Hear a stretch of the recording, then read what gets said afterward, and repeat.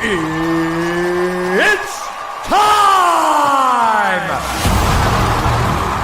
And now, introducing your host, fighting out of Las Vegas, Nevada, by way of Boston, Massachusetts, presenting live from the world-famous Las Vegas Strip, it's Pushing the Odds.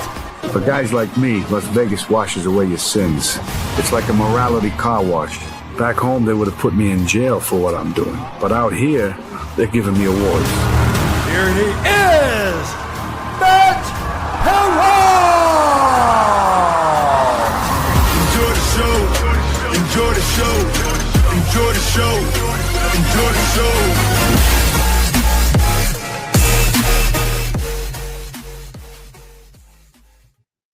Well, it's the elbow that everybody's talking about. What's up, Brigade? Will he or will he not be suspended? Wembanyama, the topic that everybody is getting to, and we have breaking news at the top of the show to bring to you here in just 1 second. We have got a ton to get to today. Opening line will feature the top 5 biggest stories from the weekend. There was a lot to talk about and a lot to get into today on the program. We will jump down the rabbit hole, taking a look at Wembanyama and the elbow and the history of players being suspended. However,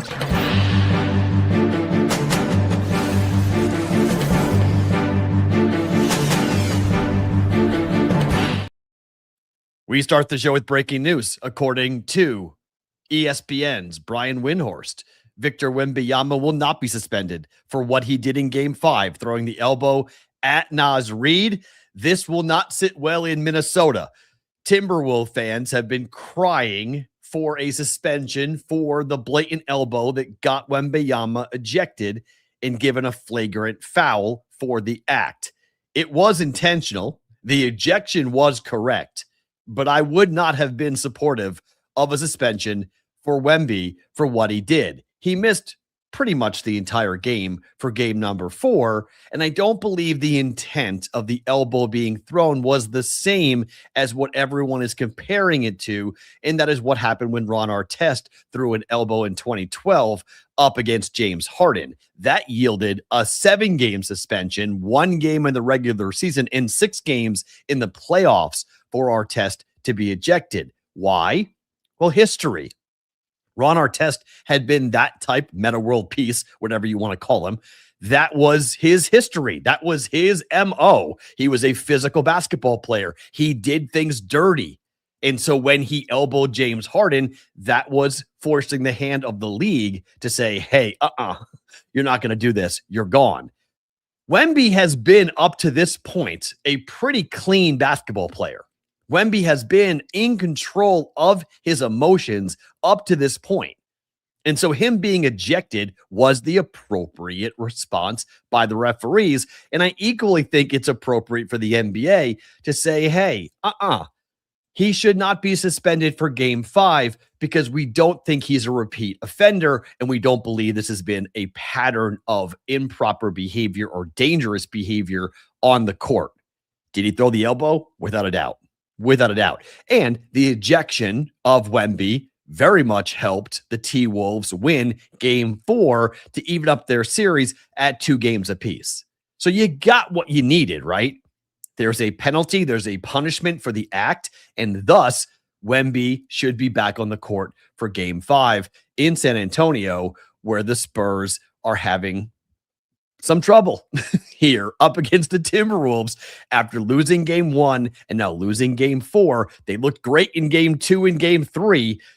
This is beginning to look a little bit like the Celtics in terms of, like, if they win by 100. If they lose, they can't hit threes, and, well, they get bodied and they can't play the physicality. They can't match it at the rim than what we saw for the T-Wolves yesterday in their win in game number 4.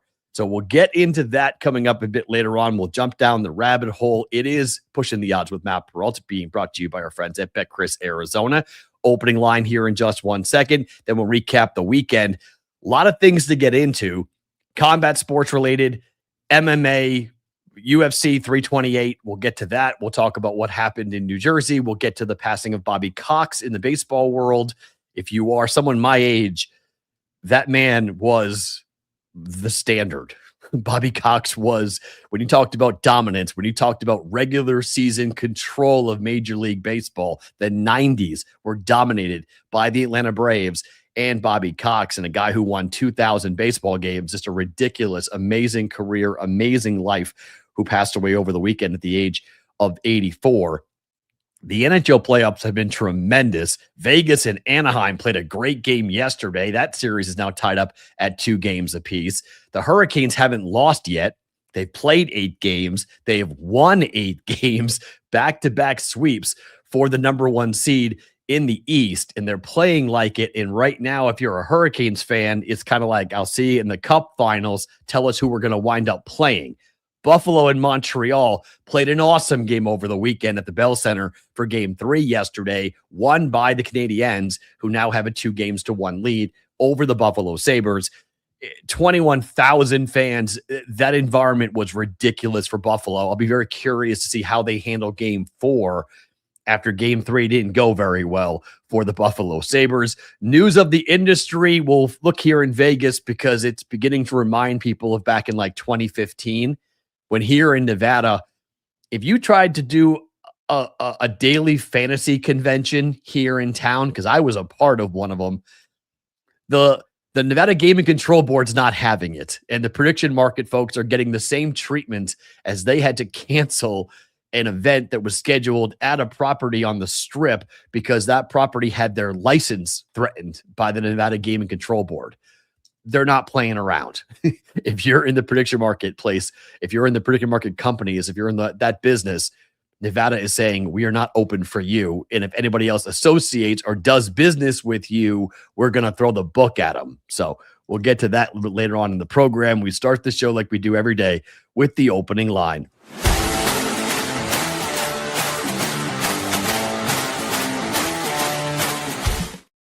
The opening line, the 5 biggest stories from the weekend here on a Monday for May the 11th. Number 5, we start with UFC 328 in the controversial split decision win for Sean Strickland over Chimaev in the main event. Look, I had Chimaev as part of a parlay, so I was frustrated at the way that the fight went. I was frustrated at the way that the scoring went. It was a split decision. It was a very difficult fight to score, in particular the 3rd round, as to who won that round, because the damage and the takedowns were done by Chimaev. The amount of jabs thrown by Strickland really led to the stats being somewhat skewed.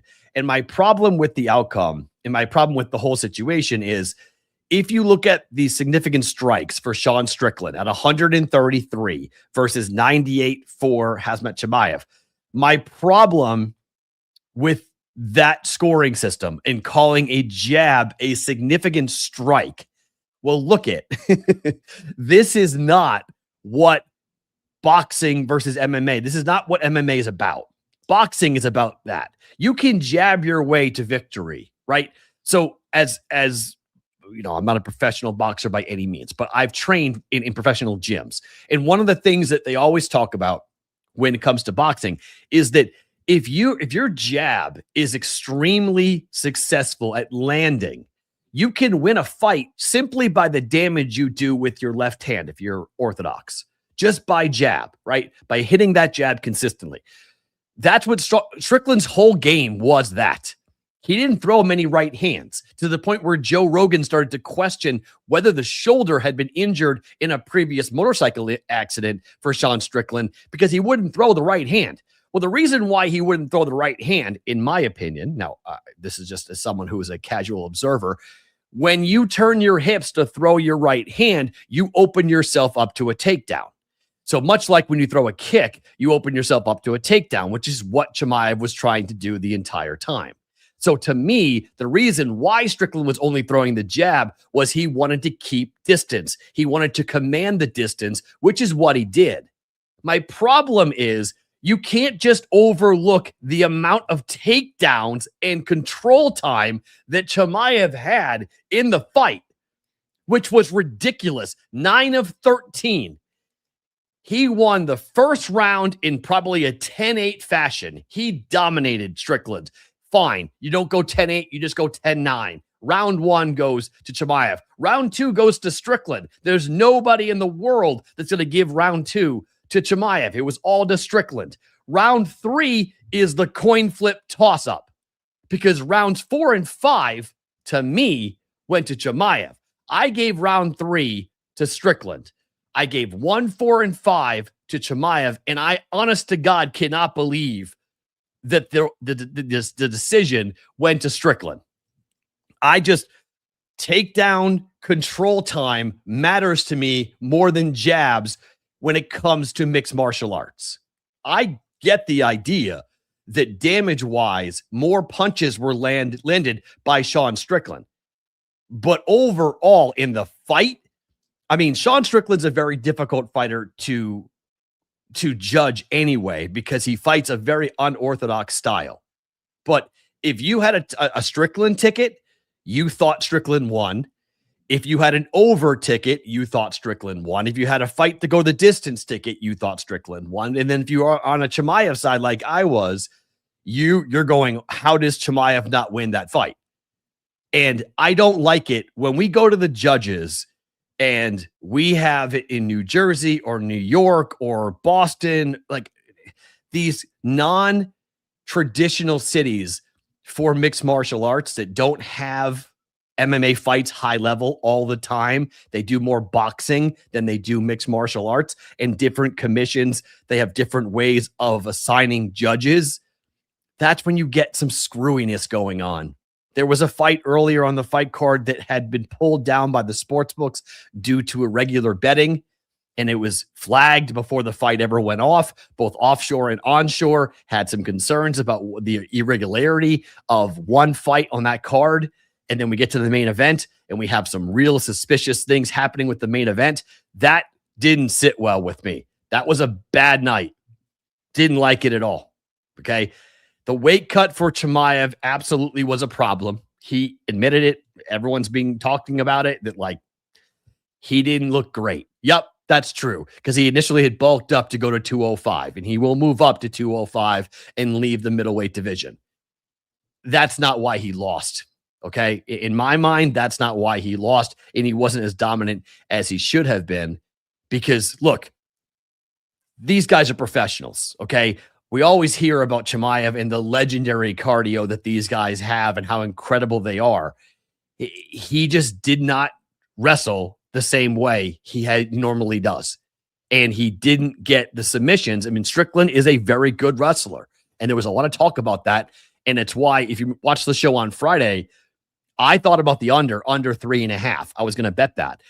And then I talked to some people that I really respect, and they're like, no, you don't want to touch the total because it could go one way or the other. Chimaev might run through the guy, and it's a quick and easy fight, and it's easy W, under cashes, we're all good. But Strickland wrestles with some really high-level guys here in Vegas, and his coaches here at Extreme Couture in Vegas, they know what they're doing in terms of keeping him away from being submitted. Be very careful with the total, and the only bet should be on the over. So I stayed away entirely. I stayed entirely away from that because I didn't like it at all. And yes, the 46 pounds that he cut is significant, but again, I'm not giving him the pass on that. Professional guys cutting weight, that's not that crazy. It's a lot of weight for 24 hours, 40 hours, but like there's all sorts of different tricks and things that happen, and it's a lot of weight. Okay, I'm not debating it, but it's not why he lost. Okay, it's not why he couldn't submit Strickland. He was in there for 5 rounds. He went for 25 minutes.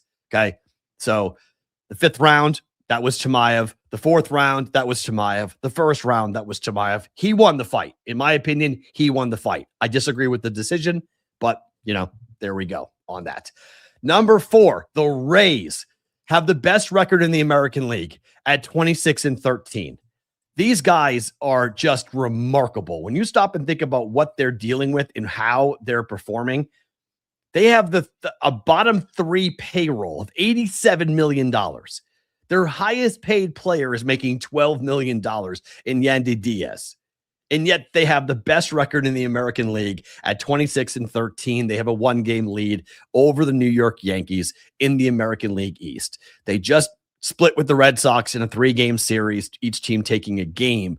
But you watch the way that they play, you watch the way that they perform, and this is a team that does it with fundamentals. They're just a fundamentally sound baseball team. They don't hurt themselves. They've got arms on arms on arms to come out of the bullpen. They can do the opener thing. They can do the starter thing. If you aren't involved, and I'm not yet, but we have to be looking at the Rays. American League championship odds on Tampa, we have to start to consider it, just given where they are and what they are doing. My God, it's been impressive to see how the Rays have started this season. It's been pretty impressive. Speaking of impressive, number 3, how about the Hurricanes? They've won 8 games to start the playoffs. They are 8-0 to start the postseason, and they're just rolling.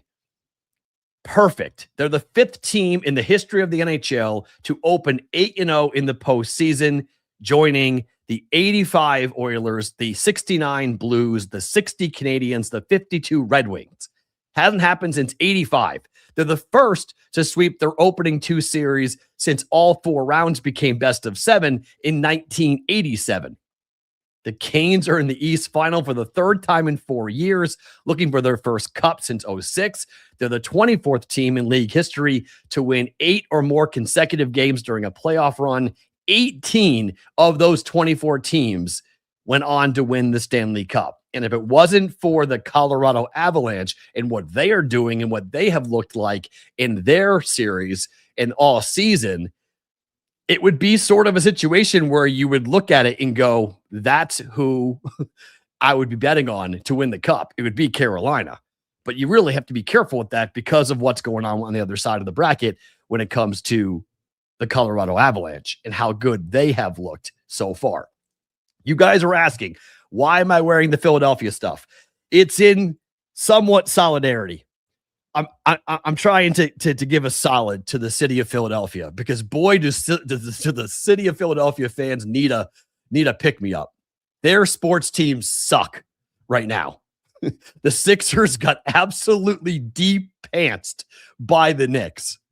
The Flyers got swept like they weren't even there by the Carolina Hurricanes. And the Phillies are 9 games out of first place behind the Braves. And they're in second place. They're in second place in the division in the National League East. And they are 9 games behind the Atlanta Braves. Things are tough right now. I mean, when you look at what the Knicks did in the first half of game 4, 18 made 3-pointers. That game was over. Like, goodbye. Shut the door. See you later. Good night. 81 points in the first half given up by the 76ers and their quote-unquote defense. The Knicks with 18 made threes tied for the most in any regular season or postseason half in league history. This was an elimination game for the Sixers. Their season was on the line, and they gave the Knicks open 3 after open 3 after open 3, and they hit 18 of them. That was an absolute embarrassment for Philadelphia. And the Joel Embiid story continues here about when is this guy going to get to an NBA final? He's a Hall of Famer. He's going to be in Springfield one day. And yet he's looking like the Mike Trout of the NBA, where his team just constantly disappoints. They constantly fall short. They constantly underperform. And in this series, my God, I mean, it was not even a series. Game 1 was an absolute blowout. Game 3 was a blowout. Game 4 was a blowout. Not much to be excited about. Not much to be excited about if you are a Philadelphia fan. So the hat today and the green today is in somewhat solidarity, trying to give a pick-me-up to our guys. And then number 1, Wembanyama getting tossed for the elbow that he threw, and that we are learning from ESPN, if the report is correct, that Wembanyama will not be suspended for the elbow that he threw. This is the general retort in response from the internet, that this was dirty and that he should be, this is ridiculous, stripped of his Defensive Player of the Year award, which can't happen, and given to Bam Adebayo, which can't happen. So, like, but this is the overreaction that we are seeing from Wembanyama's, very obvious and very dirty hook or elbow that he threw at Naz Reid. Now, this is a Heat fan trying to get Bam the Defensive Player of the Year award, but we've seen 5 games, 10 games that Wembanyama should be just, completely and totally ripped for what he did. He was ejected. The ejection was correct. That's a correct ejection. But I'm not going to subscribe to stripping him of a Defensive Player of the Year award because of something he did in the playoffs. Come on. That's a little bit on the over the top. But we haven't heard officially yet. But again, reporting for ESPN, Brian Windhorst is reporting that Victor Wembanyama will not face any further discipline for the elbow he threw at Naz Reid, and he will play in Game 5 against the Timberwolves in San Antonio when the series moves back to the Spurs. Or moves back to the Spurs building. I don't have a problem with it. I really don't. I think that's that's the right reaction. We'll talk more about that coming up here when we jumped on the rabbit hole with the Rabbit app. But I don't have a problem with the NBA not suspending Wembanyama for it. People in Minnesota are not going to be happy about it at all. However, let's talk about what else happened this weekend.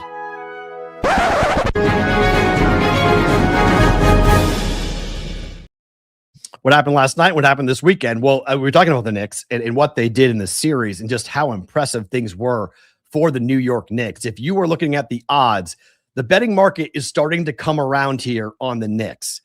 So we've got the Thunder, who are heavy favorites, still at -179 at Betcris, Arizona. The Spurs are up to a nearly 4-1 dog because the Knicks are coming in right behind at plus 575 at basically 6-1. The jump to the Pistons is quite high, 18-1, 19-1 for Detroit. But we're starting to see the market begin to buy that the New York Knicks could very well have a say into what's going to happen. And as somebody who has a big ticket on the Pistons, I'm beginning to try to figure out, all right, when should I jump in with New York? Should I wait until the Pistons play? Because I do think Detroit's going to get past Cleveland, but it's 2-2. Or I guess it's 2-1, right? Game 4 is tonight. Sorry. I do think Cleveland wins tonight, though. I think they even it up at 2 games apiece. So that series, I think, moves back to Detroit, tied at 2. So then we have a little bit more on the Pistons to be pushed as the Knicks sit and wait. The question is going to be, how long are the Knicks going to sit? And we have seen this before where a team cools off who is playing at a nuclear level. And that's what the Knicks are. I mean, the Knicks are killing everyone at the moment. They have simply just run through people. 6-game playoff win streak. They've shot 49.4% from the field. Like they've now shot 49% in 6 straight or more in 6 straight playoff wins. They're the first team to do that since the 1982 Lakers. We have not seen a team be this hot and be this good in the postseason. And so if you're the Knicks, the last thing you want to do is to sit. You want to keep going. You want to play immediately. Like you're hoping that either the Cavs win here tonight and then the Cavs, and realistically, you want the Pistons to win tonight to go up 3-1 and then go home and win that thing in 5. And then we start the Eastern Conference Finals coming up next weekend. That's what you want. If you are a Knick fan or a Knick player, you don't want to sit around and just wait and wait. I think that thing is going to wind up going to 7 games. I think the Cavs win tonight. I think the Pistons win Game 5. I think Game 6 could be a toss-up, probably won by Cleveland, and then we go back to Detroit for Game 7. So that's how I see that series playing out. That means the Knicks are going to sit and sit and sit and sit. So that would be my big concern if I'm a Knicks fan as to what my team looks like here over the next couple of days because you don't want them to get rusty. And it's very much on the table at the moment. So that's why I haven't bought the Knicks ticket and I haven't gotten involved. And I've got that 30-1 ticket on the Pistons to win it all that I took after the Cade Cunningham puncturing of his lung. Cade Cunningham has looked phenomenal for the Pistons. Like, he's been just so good. Triple-double in the last game. They lost that game, but it was not Cade Cunningham's fault. He played awesome for the Pistons. So the question now is going to be, what happens next tonight for Detroit? Can they bounce back after losing game 3? Can they win game 4? I like the Cavs tonight. They're undefeated at home in the postseason. I think they stay that way. But the Knicks are now the top choice in the East for good reason.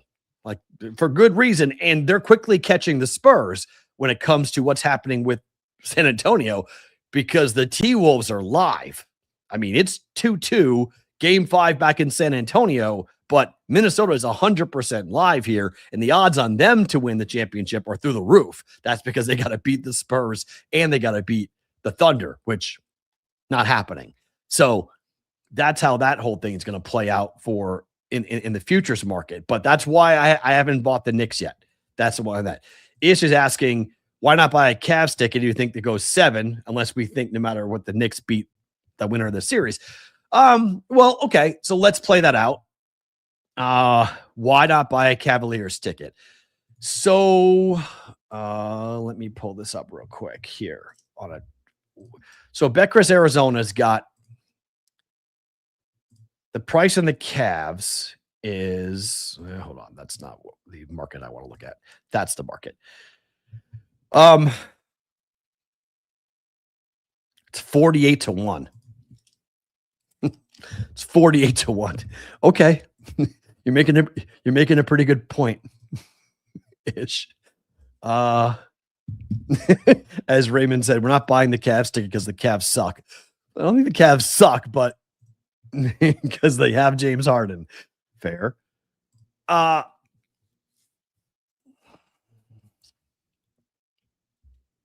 got the wiggle room to do it. That's what's interesting about that question. If it was 16-1, if it's like the Spurs, I wouldn't do it because we're cutting too far in. We need that cushion for the Spurs for when they play the Thunder, because the Thunder are going to be like $3 favorites. So in order to guarantee that we're not going to lose any money on the ticket for the Spurs, you got to buy, we're at $3. We're buying $6, $7, $8 worth of a ticket here on the Thunder in the Western Conference Finals if it's San Antonio versus Oklahoma City. So that's not enough wiggle room there because, obviously the idea is to be profitable, but the Thunder are going to be such big favorites against San Antonio if it is San Antonio. If we don't get it, it's the Timberwolves, you just let it go and you just lose it. So that's why I'm not buying anything on the West. On the East, having the ticket with the Pistons at 30-1, 48-1 on Cleveland's not horrible. Then you're guaranteeing somebody into the Eastern Conference Final with a gigantic ticket facing the Knicks, who are going to be pretty big favorites. And then you could bet the Knicks, and you could bet the Knicks to win the championship, and you could bet the Thunder to win the championship, and then you're guaranteed you've got all 4 sides.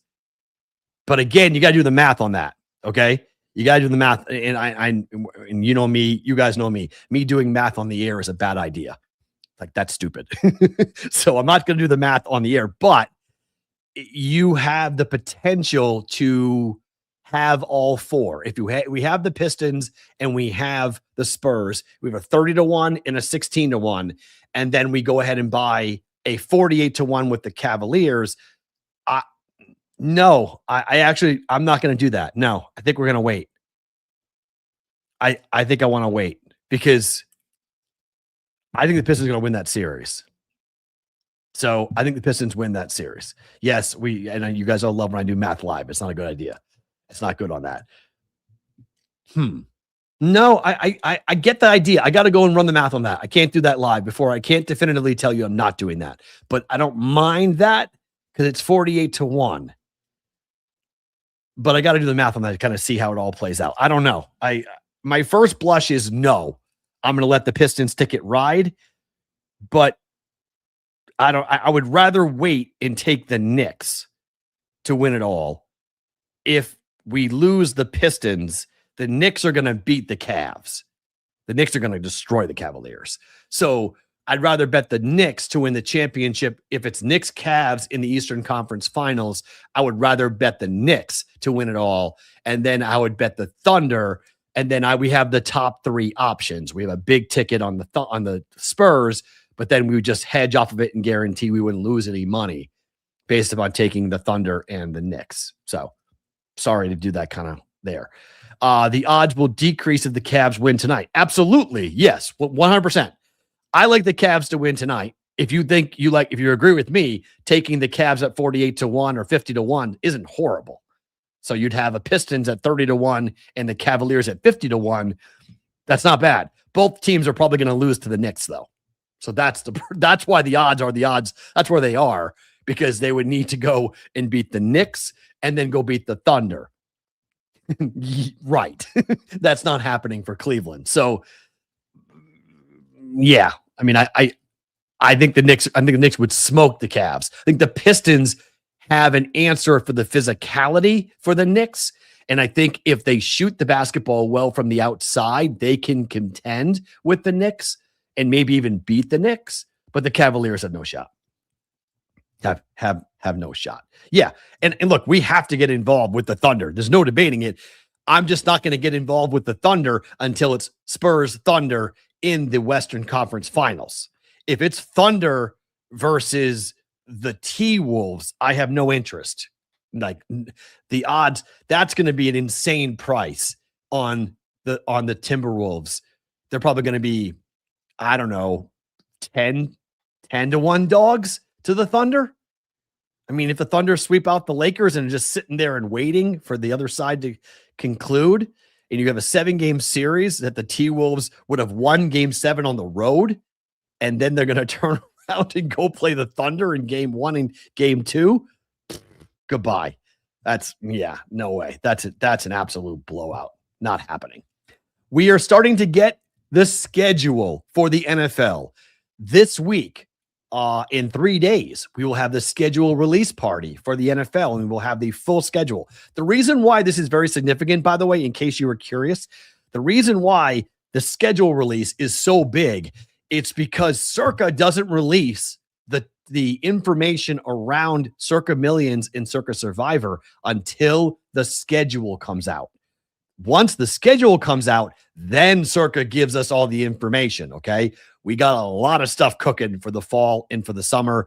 We got live shows to be announced. We got, up to something season, the Steel Pats line. There's a lot of stuff going on right now. Like there is just, I am appearing like a duck above water with just straight chaos going on underneath. There is so much stuff going on right now. It's ridiculous. But we got a couple of big announcements. Really, there's 3 announcements I'm going to make. Maybe even 4, depending on how the month goes. But there's definitely 3. There might be 4 big announcements to be had in the next couple of shows. So we got a lot of stuff going on with the program. But Circa will give out what the guarantee will be for Circa Million and Circa Survivor coming up here this week after we find out on the 14th what the schedule is going to be. We're going to get these like trickle releases over the next couple of days. We're going to get different drops. So we found out today that the first Sunday night game will be on the 13th of September. Mark that down, by the way. Look how late Labor Day is. Look how late the start of the NFL season is. We don't start till the first Sunday is September 12th for the NFL. That is super late compared to what we normally have. The first Sunday night, I guess that's Sunday, sorry. First Sunday night is September 13th. That's really late. Saturday is the 12th. We've got the Thursday night game, the Wednesday game. This Wednesday, remember, the international game starts on Wednesday, then the Thursday, then the Sunday, then the Monday. That's really, really late. But the Cowboys get prime time Peacock NBC treatment here with their big rival and the Giants and the debut of John Harbaugh. I know people are complaining about this. What the hell's wrong with you? Why are you complaining about Cowboys Giants on Sunday night? It's the debut of John Harbaugh. It's a huge game in the NFC East. It's George Pickens, it's this offense, it's the defense and the new faces on the Cowboys. You're bored. You don't like that game? What's wrong with you? Why don't you like that game? That game's awesome. That game is absolutely awesome. Like, how do you not love that? The Cowboys and the Giants on Sunday night, I'm in. Let's go. I'm in on this. I think that's totally fun. I think that look, whether the Cowboys are America's team or not, I don't really care. But that's a huge deal for the NFL, for the Cowboys, for the Giants. That would do killer ratings. That's a huge game. Like, what do you want? Patriots, Seahawks? Like, by the way, that game should not be scheduled in week 1. The Patriots and the Seahawks are on the schedule against each other. We don't need to see a rematch of the Super Bowl in week 1. Okay. Like, we don't need that. The Patriots need some time. Okay. The Patriots season is going to be a tough year for the Patriots in terms of their schedule and who they play and the Mike Vrabel stuff. I was arguing with somebody today, shocking, that saying the Patriots won't win 9 games. I disagree. I think the Patriots are going to go 10-7 with their schedule, but I need to see the order. Their win total is set at 9.5. I think that's right. I think it's 9, 10, or 11 wins for the Patriots. But the Seahawks, no. Why do we think the Patriots and the Seahawks, the outcome would be any different from the Super Bowl if we played it coming up in week 1 of the NFL?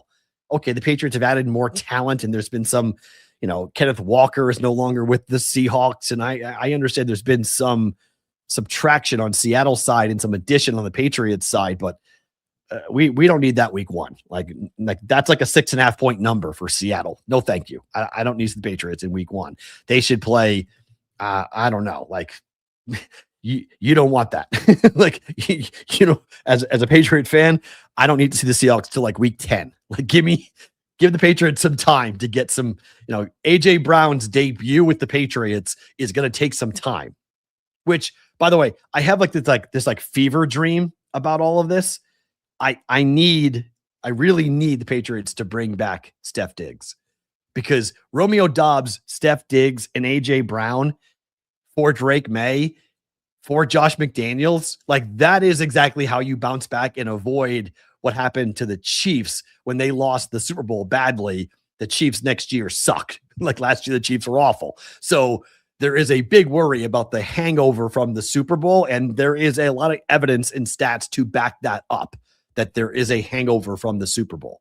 But if you turn the roster over and you create another, a whole different identity of the Patriots, you're talking about 2 very different seasons, 2 very different teams. So that's how you overcome that hangover. You don't run it back. The Chiefs ran it back as basically the same exact team. So it come down.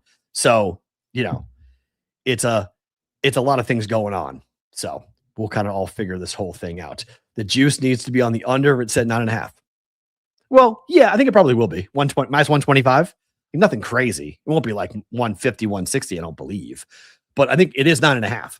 And most books, the Patriots number is 9.5. And I think that's fair. Pats will go 5-1 in the division. And then you find 4, 5, 6 more wins outside. You got to remember that they're playing a lot of pretenders. Okay. They got the Raiders. They've got the Jags on the road. There's a lot of pretenders that the Patriots are going to face on their schedule that I think people are just like at first blush being like, oh, hangover 100%. Yes, Billy, I agree. It's a good number. 9.5 is a good number. It's 9, 10, or 11 for the Patriots. Okay. I'm not subscribing to the 6-win season that everything's going to fall apart. Okay.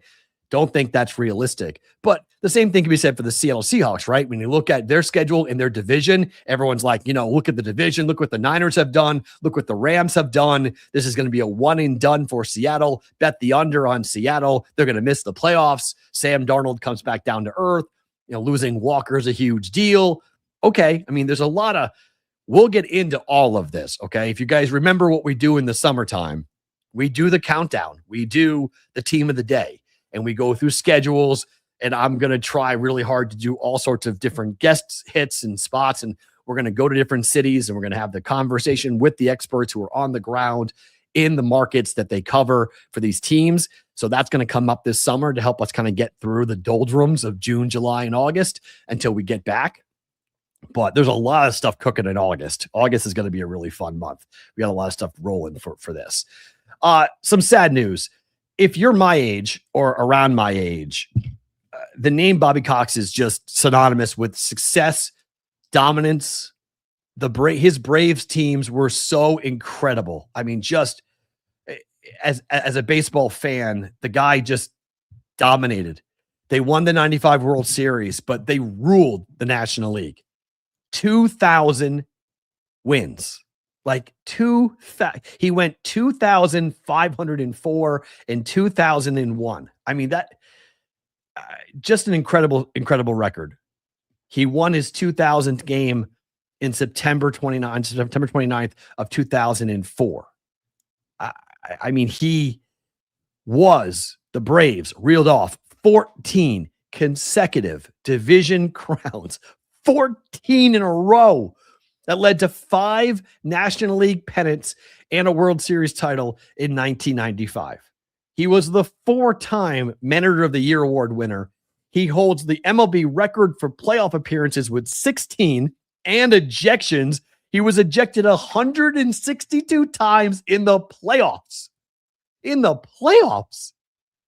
6 100-win seasons, also tied for the most in Major League Baseball history. A baseball guy, a dominant coach who had the best pitching staff in my life. I mean, the Braves with Maddox and Smoltz and Glavine, that was the best. That was just the best. Like in my life, that was the best. That was the standard. That was such an incredible, amazing performance. 14 straight division titles for the Braves. Fine. Only one World Series. You can get on that and say, well, the only one. You know, they were the Buffalo Bills of baseball. Yeah. There's a yes and no to that, right? Because they won. The Bills haven't won. They won one. Not a ton, but they won one. So thoughts go out to the family for Bobby Cox and the Braves organization, and just an incredible baseball man, incredible record. Just incredible. Yeah, that's true. Avery was good too. He was good. There were numerous pitchers. I mean, the John Smoltz turning him into a closer story is still one of the best of my life, of a guy who was a dominant starting pitcher who then became a Hall of Fame closer after surgery on his arm. That storyline's insane. Chipper Jones and what he did, Andrew Jones and what he did. I mean, it wasn't just the pitching for the Braves, but that's what we all remember because of Greg Maddux and what he was able to accomplish in Atlanta and how dominant he was. And the Smoltz, Glavine, and Maddux trifecta, that 1, 2, 3, that teams would have to be, seeing. Like, how do you win a series when you have to face those 3 starting pitchers? Back when a starting pitcher was actually valued. So, just incredible. Just an incredible campaign, incredible domination, and what a life for Bobby Cox, one of the best, maybe even the best to ever do it in Major League Baseball. Let's jump down the rabbit hole. We know for a fact that Wemby, let me rephrase that. We know there's a report that Wembanyama is going to play in Game 5 from ESPN. We're not sure officially yet, but it looks like he will not be suspended for the elbow.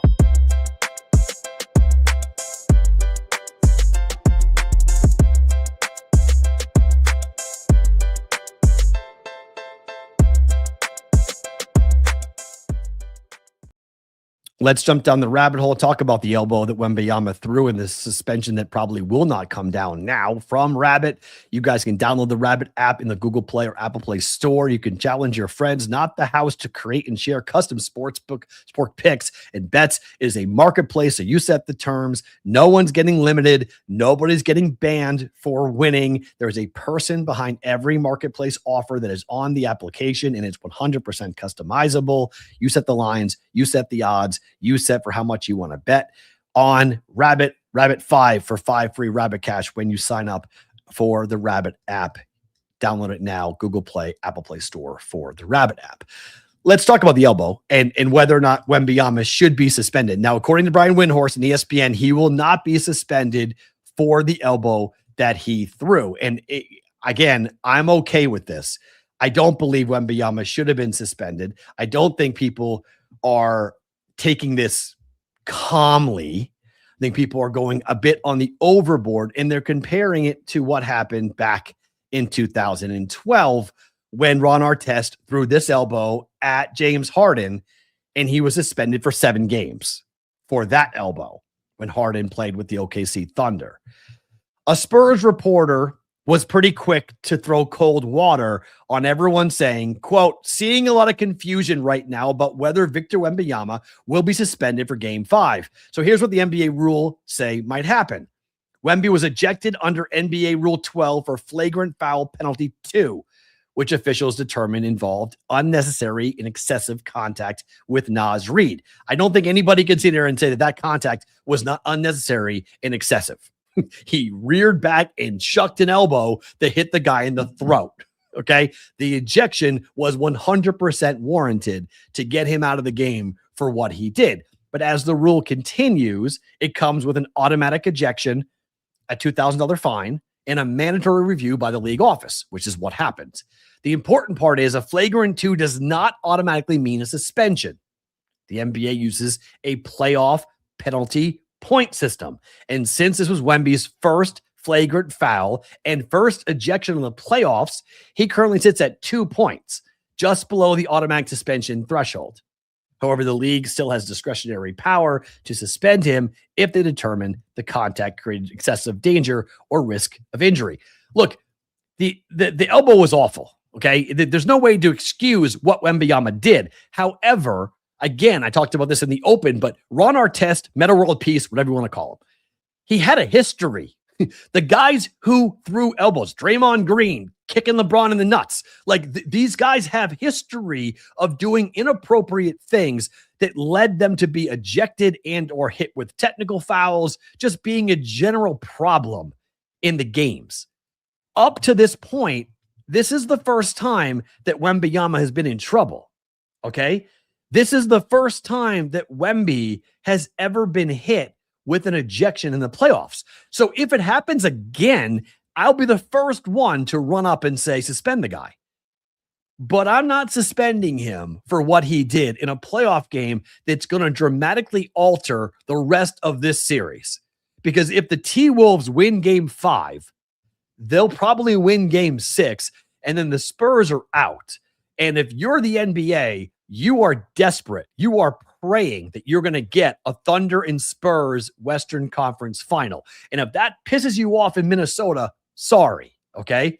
That's just the way the world works, okay? That's just how this is all going to go down. If you guys win with Wemby on the court, tip of the cap, good on you. You got past the Spurs. But the league's not going to put their thumb on the scale and take Wemby off the floor unless they absolutely have no choice. And they have a choice. They don't have to do this. They don't have to put Wemby on the sidelines because, again, he is not a habitual offender when it comes to this type of behavior.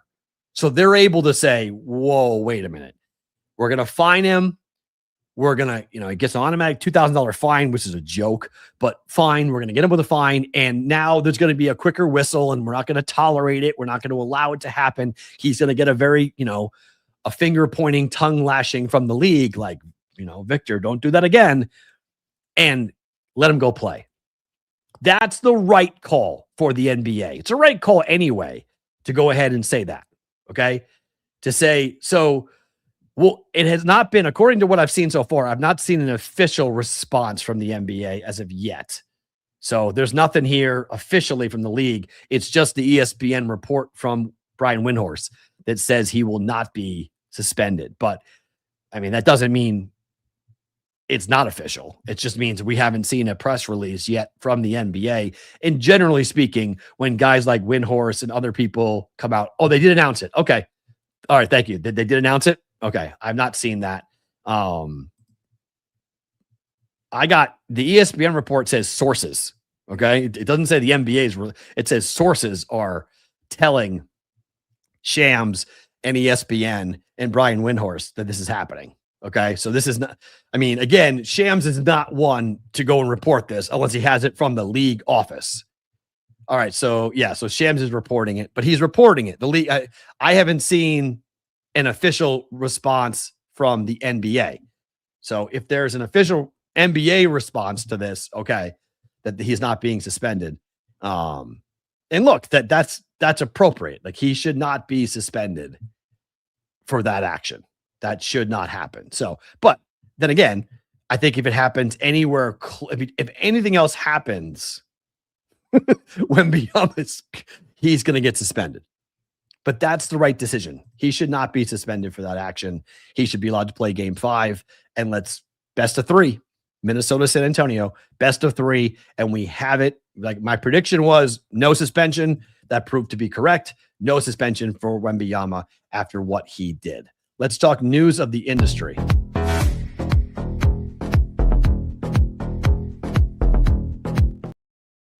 If you guys remember back in 2015, there was a very big daily fantasy convention planned here in Las Vegas.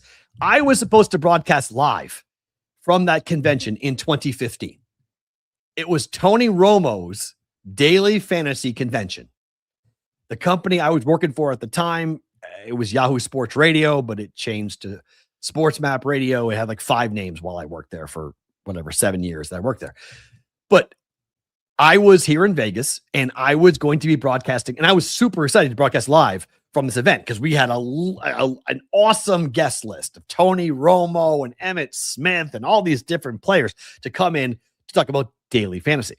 Okay, remember, sports gambling legal just in Nevada, okay, from a game-by-game basis in 2015. PASPA gets repealed in 2018. So we are 3 years before we get to the opportunity for states to legalize, with the Supreme Court pulling down the Professional and Amateur Sports Protection Act, right? So think about the environment that we're in. Daily fantasy was like prediction markets. Daily fantasy was this thing that it looked like a duck and talked like a duck, and it was gambling. Everybody was like, it's gambling, but they would say, no, it's not. Daily fantasy is a game of skill. This is a game of skill. This is not a game of chance. And people were like, with me, being like, well, sports betting is a game of skill too. Like, what are you talking about? Like what? This is weird. Like, I don't understand. Game of skill. Like, did that get you around the law? It's gambling. Blackjack is a game of skill. You know, poker is a game of skill. It's still gambling, but you can have a skill at it. So what the hell is game of skill that lets you go around the whole bullshit of the legality of this whole thing, right? So that was... I'm sitting broadcasting from the Venetian in the Palazzo. I'm in Emeril Lagassi's stadium. I'm in his office, or his restaurant in the studio. I told the story before. I have a $50 bar tab every night. I'm eating and drinking $50 worth of Emeril Lagasse food every single night. It nearly killed me. I was, I think at my heaviest, I was somewhere around 240 pounds. I had everything was going wrong. If you had a precondition for something bad, I had it. Like pre everything, because when I turned 40 years old, and it's kind of funny, look at the timeline, 2015, right? So I'm 49 years old. It was, 10 years ago, 11 years ago. So that was leading up to me turning 40 and having everything go wrong. So I'm in my late 30s, and I am tapped to go and broadcast live. And I'm like, let's go. I'm so excited.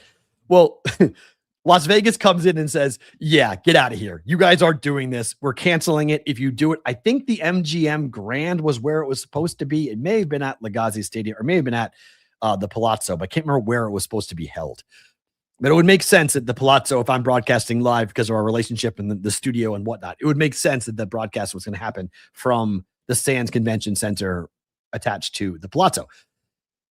The Nevada Gaming Control Board threatened the license to the property that was going to host that, said, if you host that, you lose your gaming license, because we believe daily fantasy is illegal gambling. And if you do this, you guys are losing your license, which is every single casino in Vegas. You threaten their license, they stop everything. Like, that is the one thing that nobody plays around with here in the desert. You don't play around with the license. Well, there was a very large prediction market convention that was planned for here in Las Vegas. And where is that? There. Welcome to the Nevada Gaming Control Board. Nevada is now cracking down on prediction market conferences. A major Vegas hotel terminated a prediction market conference by top traders after the Nevada Gaming Control Board threatened to revoke their license. The conference was then moved to New York. Recently, Blank informed, terminating our contract, no longer able to host our conference due to ongoing directed at restriction markets by the Nevada Gaming Control Board, noting that the board basically is saying it would be grounds for revoking of the gaming license. We believe this is targeted at Blank specifically. Let me tell you what the name is underneath the redaction. That would be Kalshi.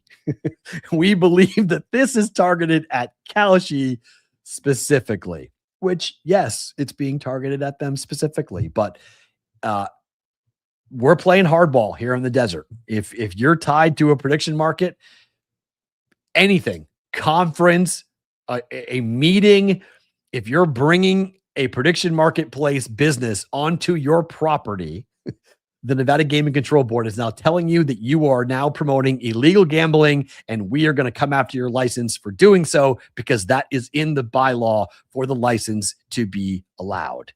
And they can take away the license any way that they want. That's just like the hammer. Like, we're going to hit you with everything we've got. If you do this here in Nevada, goodbye. So in case you're wondering, the gloves are off. Like, in Nevada, when it comes to prediction markets, the gloves are off. No one's playing around. No one's interested in anything like this. If you're involved with prediction markets, yeah, be careful with where you're promoting it and where you're doing it.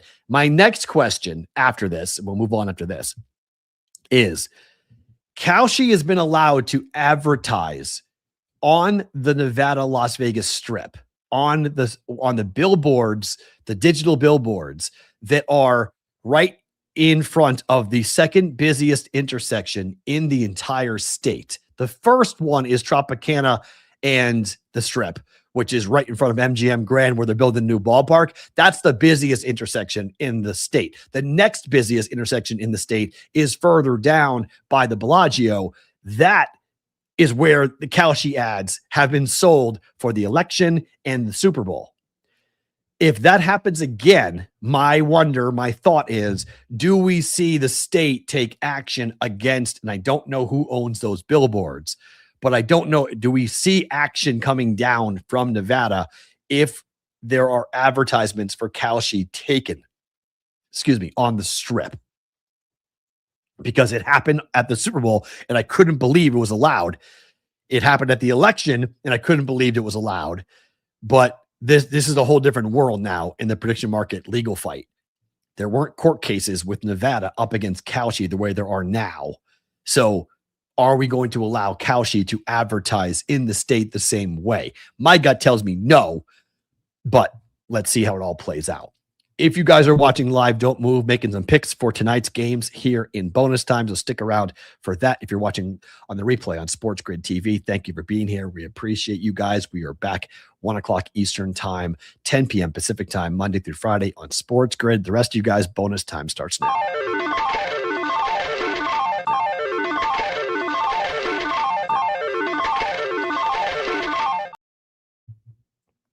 Vinny is writing, I hate that every line comparison I've seen in the last month, Kalshi or Polymarket has the best price. Okay, but what's the fee, Vinny? Like, do you go that far? Do you go all the way down to the fee to see what the fee is? Because the juice, that's the problem, right? You're paying the juice on the other side based upon the person you're playing up against. Because in order for you to buy a yes, someone's got to buy the no. So that you're paying a price based upon the cost of the ticket, the odds, but then there's a fee attached to it as well. So that's the problem. There's a sliding scale. So does it wind up, is it cheaper to buy it through Kalshi, or is it cheaper to buy it on your legalized sportsbook? You have to go all the way through that process with every single market to determine that. That's the frustrating point.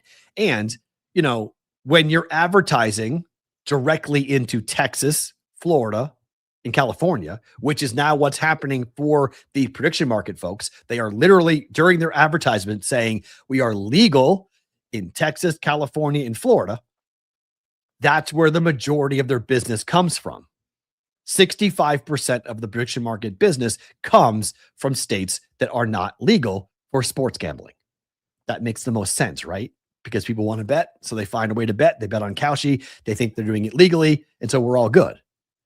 The price is the question when it comes to a legal sports gambling state. Massachusetts, Iowa, Michigan, Ohio. When you go and compare the cost from a prediction market versus a sports book, each market has to be analyzed before you buy it. So it's not just the price you see on the app. You gotta look at the full cost of what that ticket cost, what that ticket's going to run you. Let's make some plays.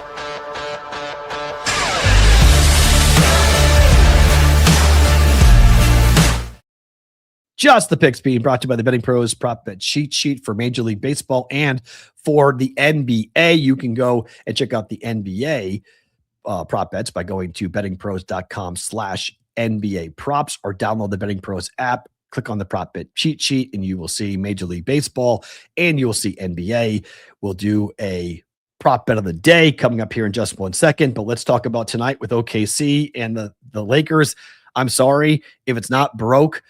They're 7-0 against the number. This is now 11 or 11.5. Shop around. I got 10.5 last night.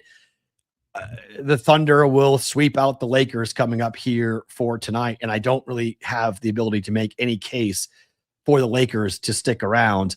The Lakers are currently 11.5 point underdogs against the Thunder.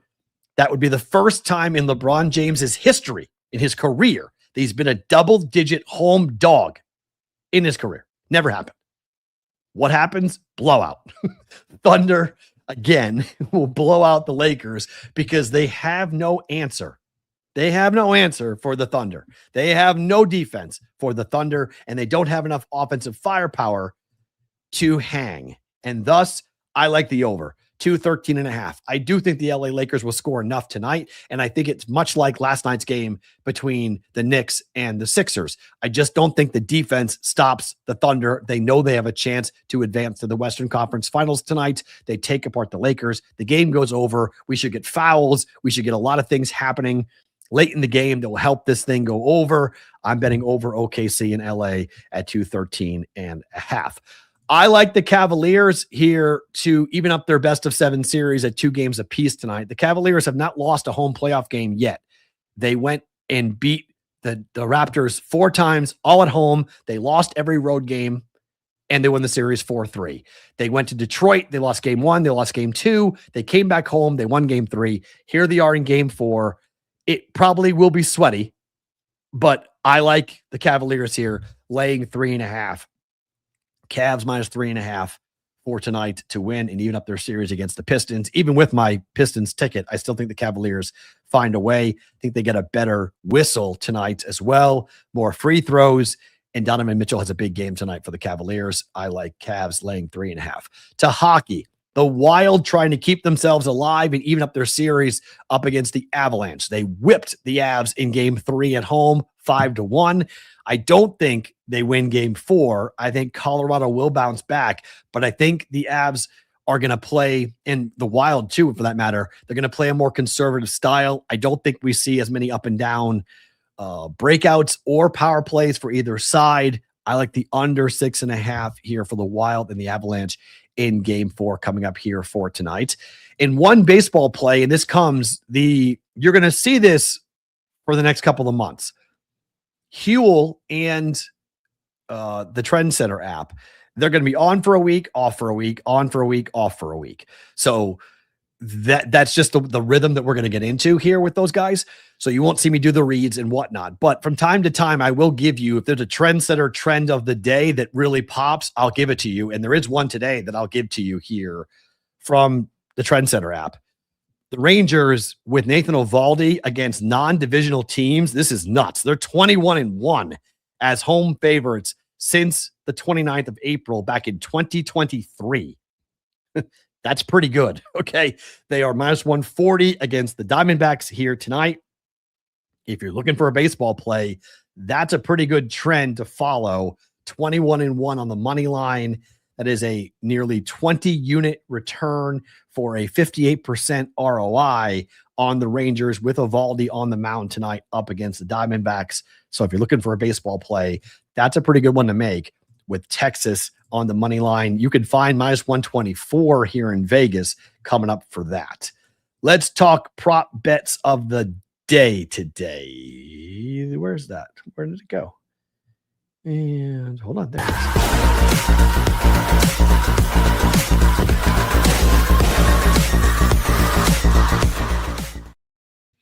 All right. Oh yeah, Mikey, 100%.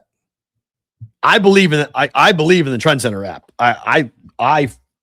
We're in bonus time. I fucking love it. I love it. Trend Center app. I love like there are certain applications that I really appreciate that do business with us. I had Huel yesterday. I had Huel today. Like, you know, I don't do endorsements per se, but I do. There are certain products I do use consistently. So like, you know, yes, I'm giving you some extra. I'm giving them extra love, but it's their play, and I bet it based on their information. So I don't think it's really fair for me to be like, hey, bet the Rangers and like not say where I got it from. You know, I got it on that. So, you know, that's just kind of how it is on, right. Yeah. Trend Center app is right up my alley. Absolutely. 100%. I'm a trend better. I love trend information. As I say, trends are just a warm blanket you get to go sleep under. It makes you feel good. It doesn't really matter. At the end of the day, the bet has to cash. So it's just one part of your handicap. It can't be your only handicap. But if there are, I love it because it shows me things that I might not be looking at.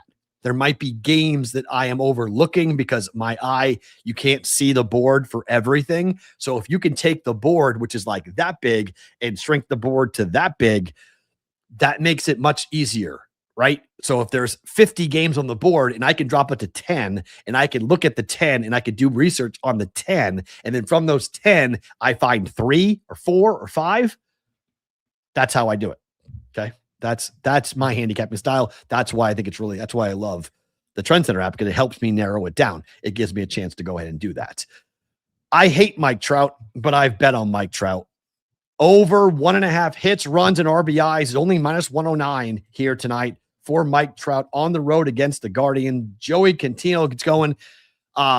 Mike Trout has not gone over this in 3 straight games. All 3 games against Toronto, he cooled down big time. Toronto pitching had him kind of befuddled. But in the series before that against the White Sox, he went over this 2 of 3 games. And this is a chance for him to get going here for the Angels. The road trip continues. He has not gotten, he had 1 hit in that entire series up against Toronto. Time for Mike Trout to get back on it here. Mike Trout over 1.5 hits, runs, and RBIs. A home run for this, you know, gets us there. So a double. Let's just see him go ahead and grab some bases on this. I like Mike Trout to have a couple of hits, have a hit, have a run, 1 home run. You know, will get us there for Mike Trout here, and only a cheap price at minus 109. I like Mike Trout to go over 1.5 hits, runs, and RBIs tonight up against the Guardians on the road for the Angels. We went 3-2 last week on the prop. No. Sorry. We only had 4. I think we went 2-2 last week on the prop bet of the week because we missed out on the rain delay. So I think we're 2-2 coming up on this. Everyone noticing that the freezing has been better since the Cox guy came out. That's 100% true. Whatever the hell the guy did, the guy fixed my internet. So my internet has been phenomenal. He's been phenomenal. We have not had a freeze, knock on wood. We haven't had a freeze since. So maybe the guy took a governor. Sonic was talking about something on the line that they may have had from like a governor standpoint that they pulled that off, and that's what stopped it. But up to this point, we haven't had that interruption of my service, which is really crazy because how long have I been doing this show out of this studio? 4 years. 4 years. We finally fixed it. That's crazy. There's some real irony to that I'll explain some other time, but there's some real irony to that. it now, yeah, the internet guy becoming our MVP for the show. It's very, very true. Favorite thing about today.